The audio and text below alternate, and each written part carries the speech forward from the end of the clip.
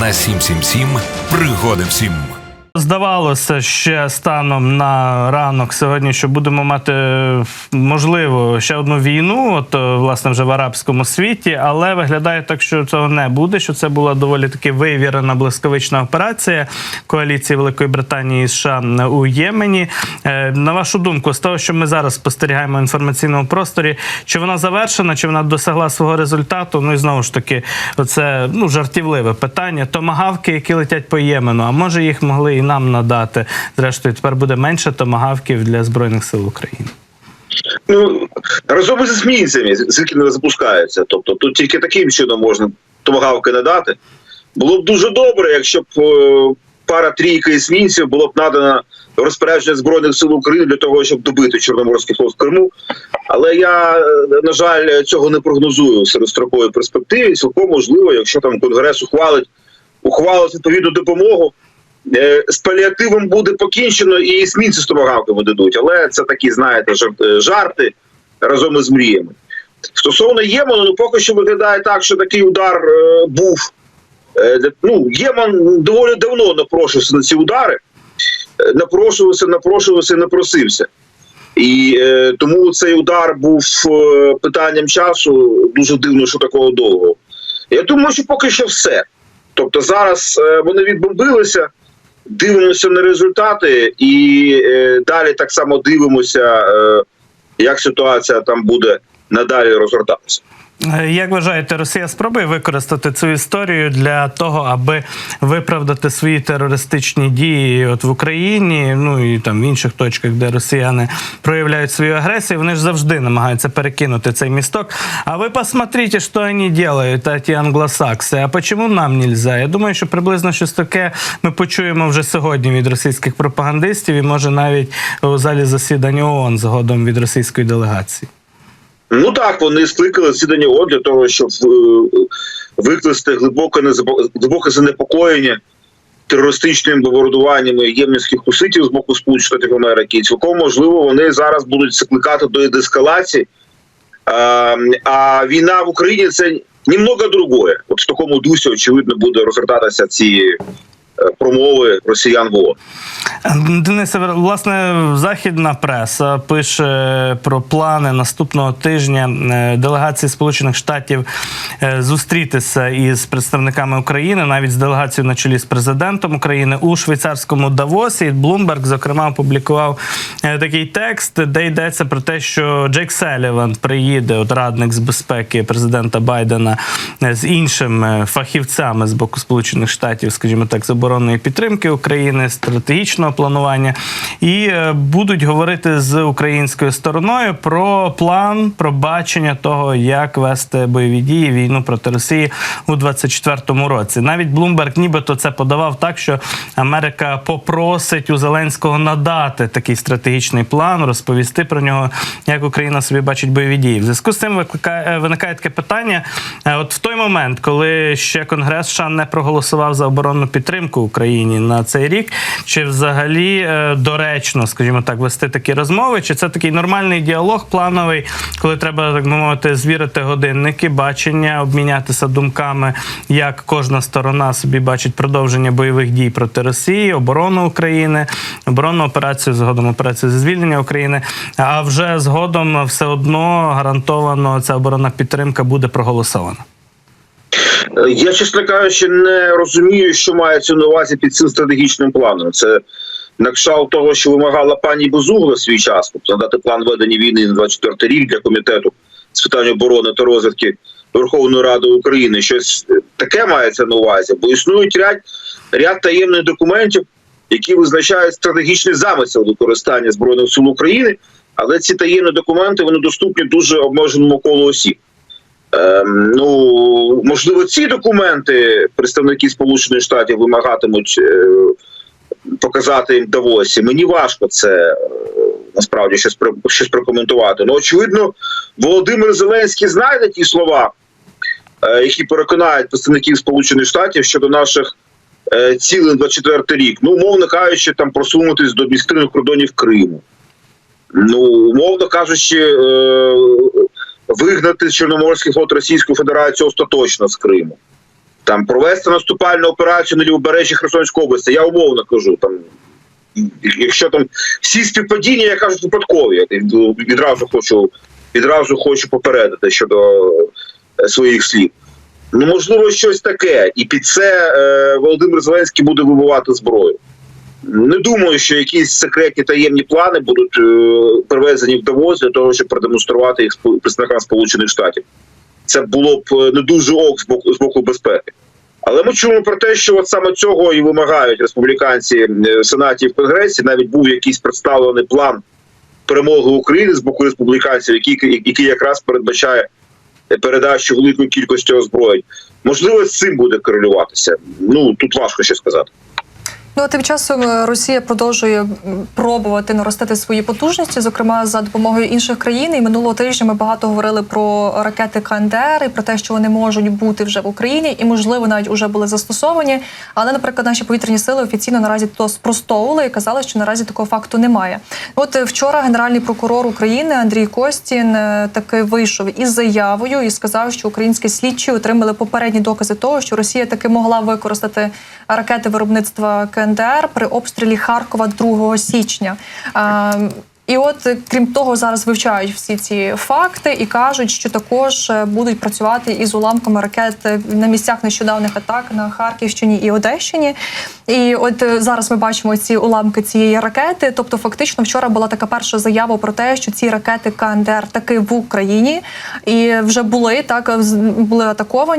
ними атаковано, і от Росія вже їх почала використовувати. А от напередодні також з'явилася ще інформація в іноземних ЗМІ, що наразі це ще не все. І от, наприклад, Північна Корея може також передати ракети малої дальності КН-23 до Росії найближчим часом. Тобто це ще якийсь інший тип ракет. Загалом, якщо говорити от про ці ракети, які ми зараз перед собою бачимо, точніше їхні уламки, так, які досліджують зараз наші слідчі, що це за тип ракет? Як вони змінять загалом безпекову ситуацію і наскільки складно повітряним силам нашим буде з ними працювати? Чи по факту це нічого нового для наших повітряних сил не буде? Просто це, якби, скажімо так, брак тих ракет, які Росія недоотримує в себе на території? Ну, ми з вами в обох випадках говоримо про КН-23, насправді. Тобто, судячи з усього, поки що ми будемо мати справу з КН-23. Поки що. Тобто, це зовсім не виключає, що Північна Корея буде продовжувати надавати інші типи ракет в розпорядження Російської Федерації. Стосовно викликів, безумовно, це виклик.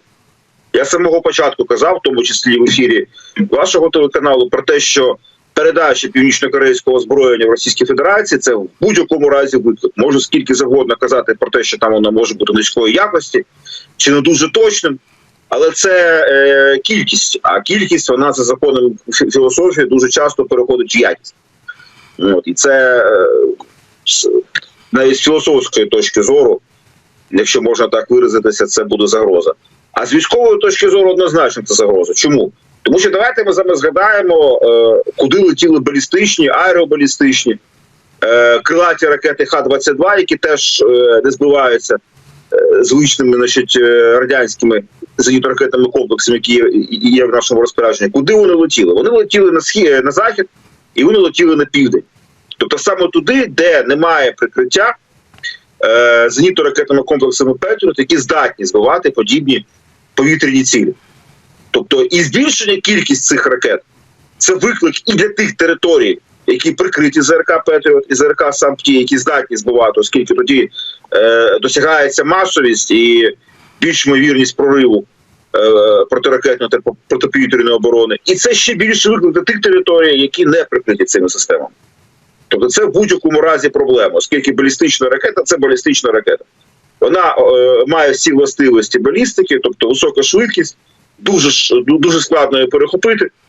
І для цього потрібні відповідні зенітно-ракетні комплекси, які мають швидкісні зенітні ракети, які здатні перехоплювати балісту.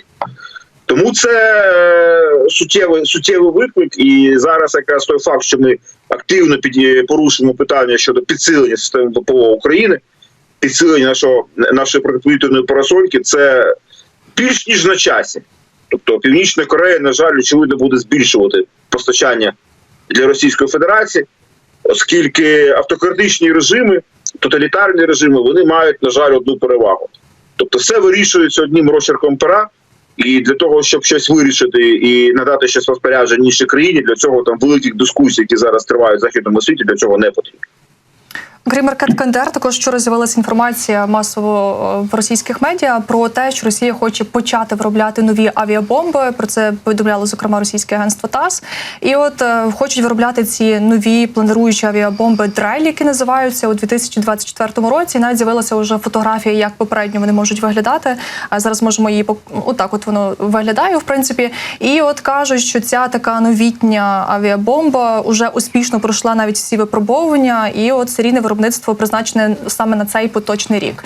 Що це за авіабомба? Чим вона небезпечна? От і що це за така історія нова у російській оборонці? Ну, я зараз не готовий сказати її характеристики технічні, на превеликий жаль, але я обіцяю в майбутньому цей недолік виправити, точні технічні характеристики. Але якщо це плануюча авіабомба, це знову ж таки про ППО і про винищувача F-16, оскільки вона запускається на відстані, і очевидно, це буде проблема для наших прифронтових територій і для наших прикордонних територій. Тому що фронтові системи ППО за досвідом використання кабів ОМПК, ну, вони не здатні збивати носії, тобто виникає питання знову ж таки F-16 та телекобійних систем ППО.